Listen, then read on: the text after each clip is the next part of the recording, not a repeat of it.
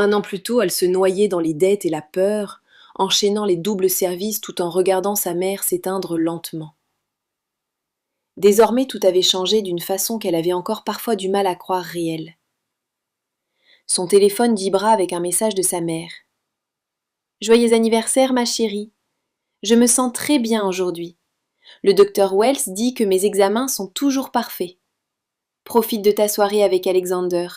Je t'aime. » Nous travaillons avec des ressources très limitées. Notre objectif est d'atteindre 1000 abonnés. Si vous appréciez cette vidéo, abonnez-vous à la chaîne pour nous aider à activer la monétisation. Émilie sourit une chaleur douce envahissant sa poitrine. Sarah avait terminé son traitement de chimiothérapie 5 mois plus tôt. Le cancer était en rémission. Les examens mensuels ne montraient aucun signe de récidive. Sa mère était en bonne santé, pleine d'énergie, et parlait même de reprendre le travail à temps partiel à la clinique où elle avait été infirmière avant le diagnostic. Chaque jour, cela ressemblait à un miracle. L'appartement où Émilie vivait officiellement, un penthouse moderne à Back Bay, qu'Alexander avait acheté et mis à son nom 2 mois après que la situation avec les Russes avait été réglée, restait presque vide. Elle y passait peut-être 2 nuits par semaine, et c'était généralement quand Alexander avait des affaires tardives qui le retenaient dehors jusqu'à l'aube. Le reste du temps, elle était ici, dans son espace, dans son lit, dans sa vie. Ils n'avaient jamais vraiment parlé d'emménager ensemble. C'était arrivé naturellement, ses affaires migrant peu à peu de l'appartement de Back Bay jusqu'à Beacon Hill, jusqu'au jour où Teresa s'était mise à faire la lessive d'Emily avec celle d'Alexander et à garder son thé préféré dans la cuisine. Emily entendit du mouvement dans le salon et sourit. Alexander avait été mystérieux toute la journée au sujet des plans de la soirée, insistant pour qu'elle soit prête à 7 heures, mais refusant d'expliquer quoi que ce soit d'autre. Elle mit un maquillage léger, attacha ses cheveux en un chignon souple et enfila les talons qui allongeaient ses jambes plus qu'elle ne l'était vraiment. Quand elle sortit de la chambre, l'appartement entier avait été transformé. Des bougies partout, diffusant une lumière chaude et vacillante. Une douce musique italienne venait d'enceintes dissimulées. Et dans la salle à manger, la table avait été dressée pour 2, avec de la porcelaine fine et du cristal qu'Émilie n'avait jamais vu auparavant. Alexander se tenait près de la fenêtre vêtu d'un pantalon sombre et d'une chemise anthracite, les manches retroussées jusqu'au coude, de cette manière qui faisait toujours battre son cœur plus vite. Il se tourna en l'entendant approcher, et le regard dans ses yeux sombres lui fit oublier comment respirer pendant un instant. « Tu es magnifique », dit-il simplement, en venant vers elle pour prendre ses mains. « Joyeux anniversaire, Émilie. »« Qu'est-ce que c'est que tout ça ?»« Le dîner. Je l'ai préparé moi-même. Alors revois tes attentes à la baisse. » Il sourit ce rare sourire entier qui transformait tout son visage. « Viens t'asseoir. » Il avait réellement cuisiné. Émilie le découvrit quand il apporta depuis la cuisine, plat après plat, chacun plus impressionnant que le précédent. Des pâtes maison, avec une sauce au beurre de sauge. Un poulet piccata qui fondait sur sa langue. Des légumes rôtis assaisonnés à la perfection. Du pain encore chaud. « Alexander, c'est incroyable. Où as-tu appris à cuisiner comme ça ?»« Ma mère m'a appris. Avant de tomber malade, elle insistait toujours pour que je passe du temps avec elle en cuisine. Elle disait qu'un homme incapable de se nourrir tout seul n'était qu'un demi-homme. » Son expression s'adoucit au souvenir. Ce sont ses recettes, celles qu'elle préparait pour les grandes occasions. Émilie sentit les larmes lui piquer les yeux devant ce que cela signifiait.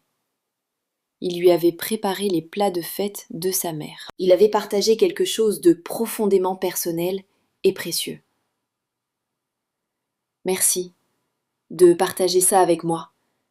Tu ne sais pas à quel point ça compte. » Ils mangèrent lentement, parlant de tout et de rien. Émilie lui parla de ses cours à Northeastern University, où elle était inscrite à un programme du soir en soins infirmiers.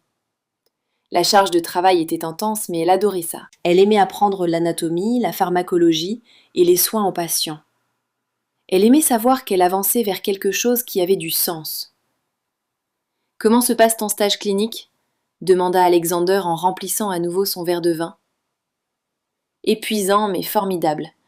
Je suis à Boston Children's Hospital en ce moment, en oncologie pédiatrique.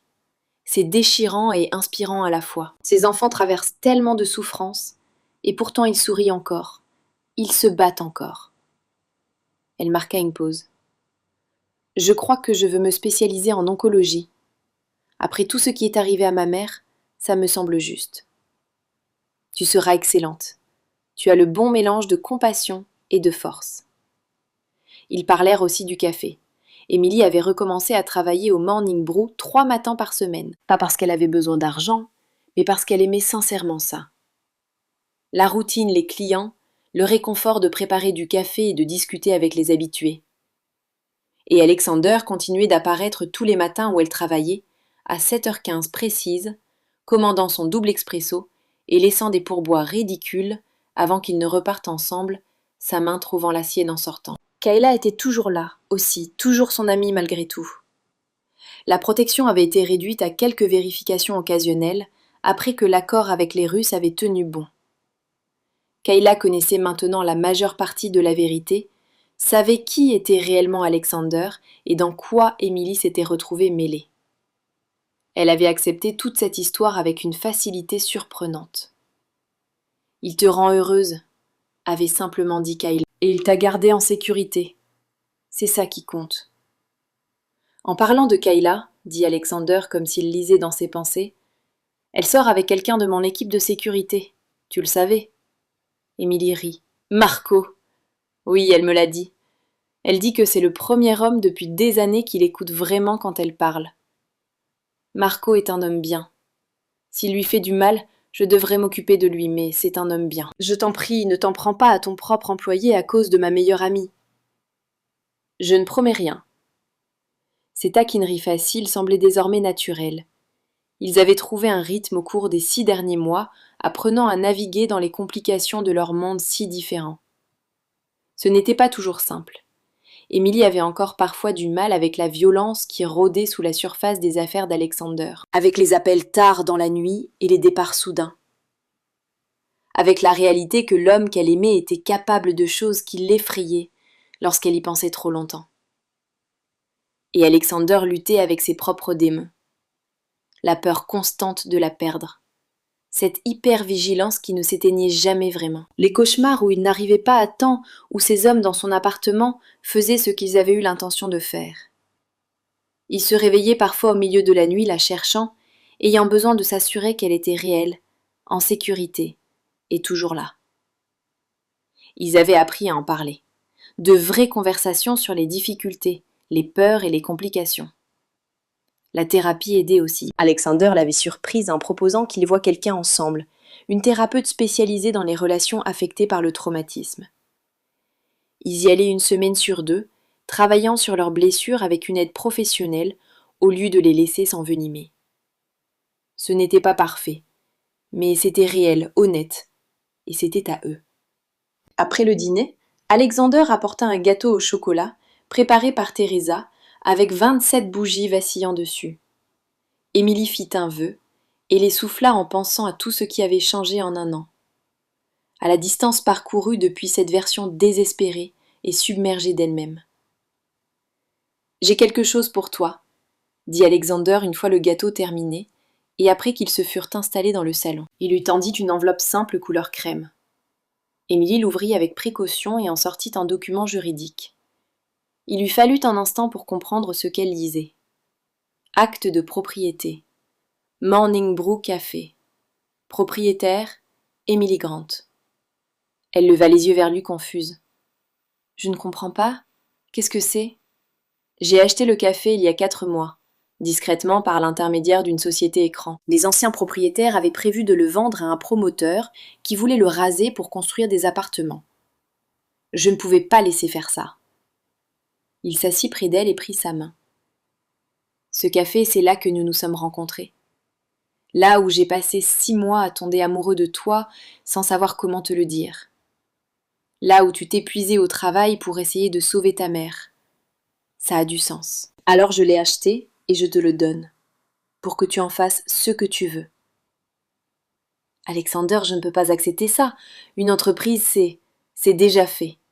Les papiers sont déposés. tu en es la propriétaire légale. Que tu le gardes comme café, que tu le vendes, que tu le transformes en quelque chose de complètement différent, c'est ton choix. Je n'essaie pas de te contrôler, je te donne des options. La liberté de choisir ton propre chemin. Les mains d'Émilie tremblaient tandis qu'elle tenait l'acte. Le sens derrière ce cadeau la submergeait. Pas sa valeur financière, même si elle était considérable, mais le symbole. L'endroit où ils s'étaient rencontrés lui appartenait désormais. Le lieu de sa lutte, puis de son salut était à elle à façonner comme elle le voulait. Pourquoi ? murmura-t-elle. Parce que tu mérites d'avoir quelque chose qui t'appartienne entièrement, quelque chose dans lequel je ne t'ai pas sauvé, que je n'ai pas acheté pour te garder en sécurité. Quelque chose que tu peux construire comme tu le souhaites. Il essuya une larme sur sa joue. Je sais que tu t'inquiètes parfois, que tu as l'impression que tout ce que tu as maintenant dans ta vie existe grâce à moi. Que tu dépends de moi d'une façon qui te met mal à l'aise. C'est ma manière de te dire que ce n'est pas vrai. Tu es ta propre personne, Émilie, avec tes propres rêves et ton propre avenir. Je veux simplement en faire partie si tu me le permets. Les larmes coulaient librement maintenant. Émilie posa l'acte de côté et vint s'installer sur les genoux d'Alexander en passant les bras autour de son cou. Je t'aime. Je t'aime depuis des mois, mais j'avais peur de le dire. Peur que ce soit trop rapide, trop intense, ou que tu ne ressentes pas la même chose. Mais je t'aime, Alexander aussi, complètement, terriblement, et pour toujours. Ses bras se resserrèrent autour d'elle. Je t'aime aussi. Je t'aime depuis avant même de connaître ton nom. Depuis le jour où je t'ai vu glisser une pâtisserie en plus à cet étudiant en difficulté, et où je me suis dit, voilà, c'est ça la bonté. Il recula juste assez pour croiser son regard. Je ne peux pas te promettre une vie normale. Je ne peux pas te promettre qu'il n'y aura pas de danger, pas de complications, pas de nuit où tu détesteras ce que je suis et ce que je fais. Mais je peux te promettre de t'aimer à travers tout ça, de te protéger, de te choisir et de construire l'avenir que tu voudras, tant que tu en fais partie. Je ne veux pas d'une vie normale, je veux ça, je te veux toi, avec toutes les complications, les défis et la peur. Je veux quelque chose de vrai, pas une version aseptisée. Alors c'est ce que tu auras. Tout de moi, exactement tel que je suis. Ils restèrent ainsi longtemps, serrés l'un contre l'autre, le poids de leurs déclarations se déposant en quelque chose de solide et de permanent. L'avenir s'étendait devant eux, incertain dans ses détails, mais certain dans ses fondations. Ils affronteraient ensemble tout ce qui viendrait. Finalement, ils allèrent sur la terrasse. La même terrasse où ils s'étaient vraiment rapprochés pour la première fois, 6 mois plus tôt, où Émilie avait trouvé Alexander à 3 heures du matin, et où ils étaient restés assis dans un silence complice, pendant que la ville bourdonnait en contrebas. La vue n'avait pas changé. Boston s'étendait dans toutes les directions, ses lumières scintillant comme des étoiles, le port sombre et immense au-delà. Mais tout le reste s'était transformé. Émilie n'était plus cette femme désespérée qui se noyait dans des choix impossibles. Alexander n'était plus cet homme isolé qui portait seul ses fardeaux. Il s'était trouvé dans le chaos et avait construit quelque chose de réel à partir des débris. « À quoi tu penses ?» demanda Alexander, un bras autour de sa taille, tandis qu'il regardait la ville. « Qu'il y a un an, je croyais que ma vie était finie, que j'avais fait des choix qui allaient tout détruire. Et au lieu de ça, ces choix m'ont mené ici, jusqu'à toi, jusqu'à cette vie que je n'aurais jamais pu imaginer.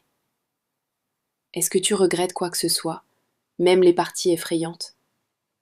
Émilie y réfléchit sérieusement. La terreur de l'effraction, le poids de devoir de l'argent à des criminels, la violence dont elle avait été témoin dans le monde d'Alexander. Cette peur constante, discrète mais présente, qui accompagnait le fait d'aimer quelqu'un vivant perpétuellement en danger. « Non, dit-elle enfin, je ne regrette rien. Parce que tout était nécessaire pour arriver ici, pour te trouver, pour devenir celle que je suis maintenant. Et qui es-tu maintenant ? Quelqu'un de plus forte, quelqu'un qui sait ce qu'elle veut et qui n'a pas peur de tendre la main pour l'obtenir. Quelqu'un qui comprend que la sécurité et l'amour ne ressemblent pas toujours à ce qu'on imaginait. Elle se tourna complètement vers lui. « Je suis à toi, Alexander, et tu es à moi. C'est ce que nous sommes maintenant. » Il l'embrassa alors doucement, profondément, avec une promesse dans chaque souffle.